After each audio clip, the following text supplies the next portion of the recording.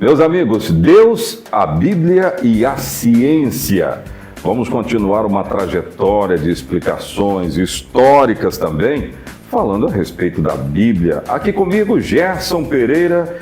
Gerson, agora há pouco a gente estava no rádio. Em uma das nossas abordagens, estávamos na Rádio Atitude 87.9 e que eu indico a você, toda terça-feira tem uma parte dessa abordagem que nós fazemos aqui para as redes sociais na Rádio Atitude 87.9 e o povo gosta. Boa noite. Boa noite, Oséias. E eu imagino que eles têm uma justificativa muito plausível para gostar, porque o mundo gira em torno de Bíblia, que é um documentário, e ciência, que é uma forma de comprovação. De quê? Documentário de quê? Da ação de Deus no planeta Terra. E outra coisa que marca muito é que Gerson não é pastor, viu, gente? Gerson não é teólogo. Nós estamos não falando de teologia aqui, mas envolvendo a história, Deus, a Bíblia, a ciência, que fica tudo muito bacana, muito legal. Hoje eu vou continuar, então, com as pragas do Egito. E, Gerson, vamos passar para a quinta praga. Nós vamos falar sobre ela. E aí, eu já emendo uma pergunta muito importante, em que essa praga é diferente das anteriores que nós já abordamos. Oséias, nós falamos em transformar água em sangue, uma avalanche de rãs, falamos de piolhos, falamos de mosca, coisa muito grave, muito incômoda, mas hoje nós vamos falar de uma coisa, o que você está puxando, tem todo o incômodo dessas todas, como o mau cheiro, como a chegada das moscas. Agora, nesse contexto, ela é diferente, porque ela pegou exatamente na economia. As economias de antigamente eram agropastoris. O Egito, como todas, era assim. E essa praga, ela mata os animais. Então, começa um processo de quebradeira do Egito. E o Egito sentiu muito, economicamente falando. O sentimento ali era de, vamos fazer o quê, né? Porque ficou todo mundo perdido, né, Gerson? Fazer o quê? Se você só tem animais. E como nós vamos ver daqui mais duas pragas, nem animais, nem pastos. Naturalmente não foi uma extinção dos animais, porém foi uma queda na economia. Sem dúvida.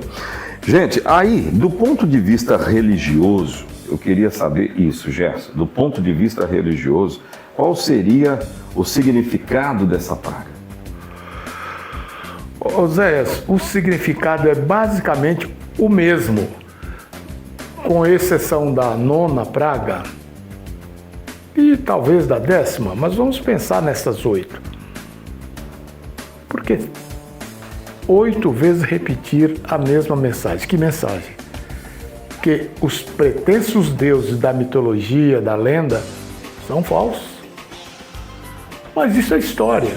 Sim, mas hoje as pessoas insistem em deuses, em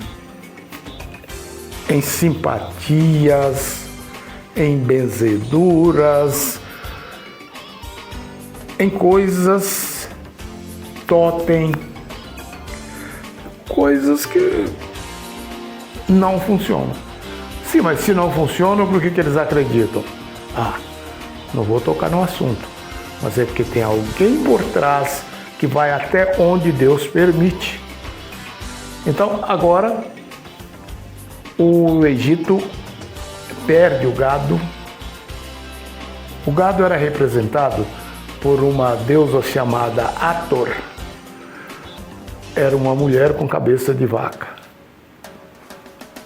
E um outro que é o boi Apis. Você viu indícios desse boi Apis lá na COP27, que foi no território do Egito, eu tive a oportunidade de passar nesse lugar lá e lembrar como é que o mesmo lugar onde Deus revelou sua presença através das leis, como é que o homem lembrou para adorar o boi ápice, que já tinha sido desmascarado. Então essa é a grande questão. Deus está dizendo que não é o boi ápice, não é a deusa cara de vaca, corpo de mulher. Quem mantém, quem cria os animais é o Deus do céu. Não há ninguém que possa. E repito, por que eles criam nesses deuses? Porque o demônio que estava por trás deles tinha poder. Mas sabe como é que é aquela brincadeira que faz lá no interior de Minas? Calma, pretinho, hoje não é seu dia. Então, Moisés disse isso para o demônio. Hoje não é seu dia. Você não vai poder fazer nada. E foi o que aconteceu. Muito bem, histórias do Egito, histórias reais daquilo que aconteceu, daquilo que é história humana. E já é só para fechar, tudo isso acabou enriquecendo o Egito depois, porque Deus se revelou ainda mais ali, né? Deus se revelou como Deus, Deus é Deus. Então, no geral, foi isso que aconteceu. Sim, Oséias, você levanta uma questão muito séria. Você diz, Deus acabou enriquecendo o Egito. Deus não tinha nada contra o Egito, nem com os egípcios. A briga era contra Satanás, que estava incitando eles de um lado, e Deus que estava inspirando Moisés do outro. Então, era luta de titãs. Não era Moisés versus Faraó. Era Deus versus demônio. E Deus não perde. Verdade, nunca vai perder, ainda bem. Gente, Deus, a Bíblia e a Ciência volta na semana que vem. Vamos voltar na semana que vem, né? Vamos sim. Vamos trazer mais informações a respeito Tem mais coisa para das falar. pragas. É muita coisa, né? É muito conteúdo. É Bíblia. Deus, a Bíblia e a Ciência. Até lá. Tchau, tchau. Um abraço.